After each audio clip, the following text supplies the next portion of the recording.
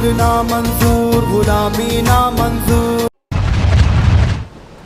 खबर है कि तहरीक इंसाफ के रहनुमा सरदार लतीफ़ खोसा को लाहौर में एहतजाज के दौरान गिरफ्तार कर लिया गया है। लतीफ़ खोसा के बेटे शहबाज खोसा के मुताबिक उनके वालिद को गिरफ्तार करके थाने मुंतकिल कर दिया गया है। अहम खबर दें कि लाहौर के GPO चौक में PTI का एहतजाज, मुतअद्दिद कारकुन गिरफ्तार कर लिए गए हैं। PTI इंतखाबात में मुबैना धांधली के खिलाफ एहतजाज कर रही है। आपको बताते चलें कि लाहौर के GPO चौक में PTI का एहतजाज जारी है, जिसमें मुतअद्दिद कारकुनों को गिरफ्तार कर लिया गया है। इस हवाले से जनाब इमरजेंसी तक की बात हो रही है। आपको याद होगा कि पहले भी इस तरह की बात हुई थी कि जी कोई इमरजेंसी भी लगाई जा सकती है, इस तरह की भी सूरत हाल हो सकती है।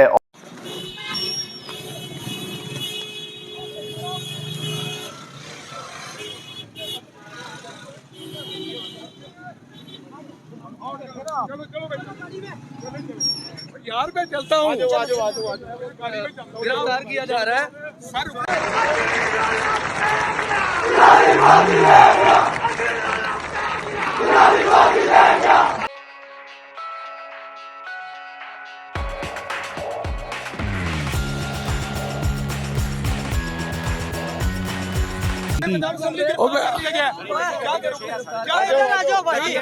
उधर है, जिस गाड़ी में कहते हो मैं जाऊंगा।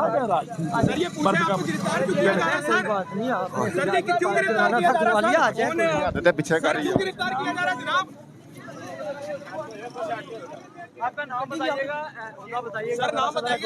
राना लाल बादश एडवोकेट PP 57। मैं आईनी हक है मेरा, वो इस्तेमाल कर रहा हूँ। ये गैर कानूनी काम कर रहे हैं। कब तक चलेगा अगर आपके साथ ये हो रहा है? तमाम का सेव है। एक बात बताऊं, ये मुस्लिम लीग नून का सियासी जनाजा है। इसको जो जो कंधा दे रहा है, ये इतना भारी जनाजा है, ये ज्यादा देर उठा नहीं सकेंगे। ये सिस्टम इसका बोझ नहीं उठा सकेगा। इनको अल्टीमेटली फॉर्म 45 के मुताबिक हमारे दोस्तों की सीटें वापस करनी पड़ेंगी। जो खवातीन की रिजर्व सीटों पे डाका मारा है वो वापस करना पड़ेगा। आज पूरे पाकिस्तान में कैदी नंबर 804 की दफा नाफिज हुई है। ये आपको मेरे पीछे मनाजिर नजर आ रहे हैं, ये मलीर के हैं। ये मनाजिर ये बताते हैं कि कौम डरने के लिए तैयार नहीं है, खौफ का शिकार होकर घर नहीं बैठेगी, इस निजाम को कबूल नहीं करेगी। ये फैसलाबाद के मनाजिर हैं, मेरे पीछे आपको नजर आ रहे हैं। कौम को डराने की हर मुमकिन कोशिश की जा रही है। कलेजा चबाने वाली खातून मुसल्लत है, लेकिन पंजाब में लोग फिर भी निकल रहे हैं। ये रावलपिंडी की रैली है, ये आप देख सकते हैं, ये कितनी लंबी है, तादाद देखें कितनी ज्यादा है, और ये इस्लामाबाद की तरफ जा रही है। इस वक्त पुलिस निहत्ते लोगों को पकड़ना शुरू हो गई, गिरफ्तार करना शुरू हो गई। आप ये देख सकते हैं मेरे पीछे मनाजिर।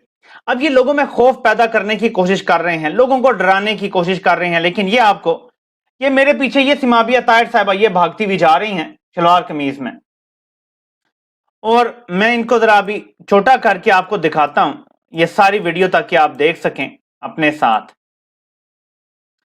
आप देखेंगे कि वो किस तरह से लोगों को इनकी गुंडों की हिरासत से, क्योंकि अभी वर्दी में गुंडे हैं बेसिकली जो पाकिस्तान पे काबिज हो चुके हैं, और ये आप देखेंगे कि लोग वहां पे पूरी कोशिश कर रहे हैं कि पुलिस को बताएं कि भाई गिरफ्तारी का कोई जवाब नहीं है, लेकिन कुछ लोगों को उन्होंने बिठा लिया है अपनी वैन में। ऐसे में सिमाबिया ताहिर साहिबा ये आ गई हैं, ये आप देखें, और ये आप जाएंगी और ये देखें अंदर से ये एक नौजवान को पकड़ के बाहर निकाल रही हैं। उनसे पुलिस वालों से बात करें, अब देखेंगे कि वो बाकी भी जाएंगी। ये देखें, आपको सब नजर आ रहा है, और ये गाड़ी से इन नौजवानों को भी निकाल रही हैं, क्योंकि पुलिस वालों ने इनको पकड़ के हफ्से बेजा में रख लिया है, ऐसे ही बिठा लिया और वो सबको निकाल रही हैं। तो अगर खवातीन में ये हिम्मत आ गई है कि वो पुलिस के साथ जाके आंखों में आंखें डाल के अपने नाजायज कैदियों को छुड़वा रही हैं, तो सोचें कि ये कौम कहां पहुंच चुकी है, जज्बा कहां है। और इसीलिए ये डरे हुए हैं। ये मेरी कौम के बच्चे हैं जिन पर पुलिस ने धावा बोल दिया है। ये आपको मेरे पीछे गाड़ी के अंदर बैठे सहमे हुए बच्चे नजर आ रहे हैं, और इनके ऊपर ये देखें, ये पुलिस डंडे मार रही है इनकी गाड़ी को। ये चेक करें, रोक के खड़े हुए हैं और अंदर बच्चे सहमे में। अब बच्चों ने कौन सी दहशतगर्दी करनी है, लेकिन इस टाइम पंजाब पुलिस इसराइल की पुलिस बनी हुई है। यहां नून लीग और उनके हैंडलर्स नेतन्याहू के भी बड़े बने हुए हैं। ये बच्चे गाड़ी में बैठे हुए हैं, झंडे उठाए होते हैं उन्होंने। एक ऐसी पार्टी जिसमें खवातीन और बच्चे बाहर आते हैं, एहतजाज करते हैं, जलसे करते हैं, 2-4 नारे मारते हैं, पाकिस्तान जिंदाबाद, कायदे आज़म की बात होती है, अल्लामा इकबाल की बात होती है, ये उनको दहशतगर्द करार दे रहे हैं। ये एक और गिरफ्तारी देखें, आई थिंक यहाँ पे इमरान खान के कदम मौजूद हैं और इनको गिरफ्तार कर लिया गया है और ये आप देख सकते हैं लेके जा रहे हैं। सलमान अकरम राजा साहब को भी गिरफ्तार कर लिया गया है, वो तो कंफर्म है, लेकिन मैं ये कंफर्म नहीं कर सका कि बैरिस्टर लतीफ खोसा साहब को भी, या एडवोकेट लतीफ खोसा साहब जो हैं उनको भी गिरफ्तार करने की इतलात हैं, लेकिन ज़रा वो मैं कंफर्म नहीं कर सका। तो लोगों को उठाया जा रहा है, गिरफ्तार किया जा रहा है। ये जरा हालत चेक करें, ये लाहौर की सूरत-ए-हाल देखें। अब आपने देखना है कि किस तरह पुलिस एक गाड़ी के गिर्द चिपकी हुई है और ये देखें कोशिश कर रहे हैं मारने की, लेकिन वो गाड़ी वाला ये देखें डंडे मार रहे हैं और बिल आखिर वो गाड़ी वाला गाड़ी भगाने में कामयाब हो गया है। करोड़ों में बाहर आ जाते हैं। अभी आप हर शहर में कहीं चंद सौ आते हैं, कहीं चंद हजार आते हैं, कहीं गलियों में आते हैं, कहीं मैदानों में आते हैं, कहीं सड़कों पे आते हैं, लेकिन जब आप एक कौम की तरह सारे इकट्ठे निकल आएंगे तो ये आपको तो कंट्रोल नहीं कर सकते। पाकिस्तान के पास इतनी फोर्सेस नहीं है कि पाकिस्तान की सारी अवाम को कंट्रोल किया जा सके। और अब तो इलेक्शन के नताइज से ये बात साबित हो चुकी है कि तहरीक इंसाफ को पाकिस्तान की 70 से 80% आबादी ने वोट दिया है। पंजाब में तहरीक इंसाफ की 70 से 80% सीटें हैं जो वो जीते हैं। खैबर पख्तूनख्वा में 90% से ज्यादा सीटें जीते हैं। तो इसका मतलब है कि पूरा पाकिस्तान तहरीक इंसाफ के साथ खड़ा है।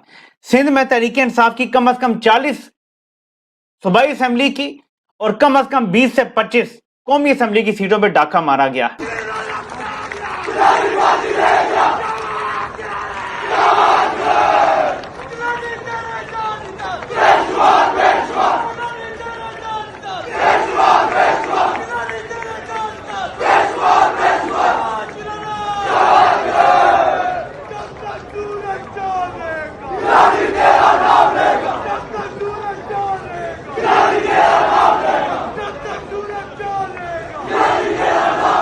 ये सारे सिस्टम की, क्योंकि निगरान सेटअप भी इन्हीं का था, वो दोबारा इन्हीं में शामिल किया जा रहा है और उससे पहले 16 महीने की गवर्नमेंट है। फिर इनका जो माजी है वो भी आपके सामने है, इन दोनों का माजी, जरदारी खानदान, शरीफ खानदान।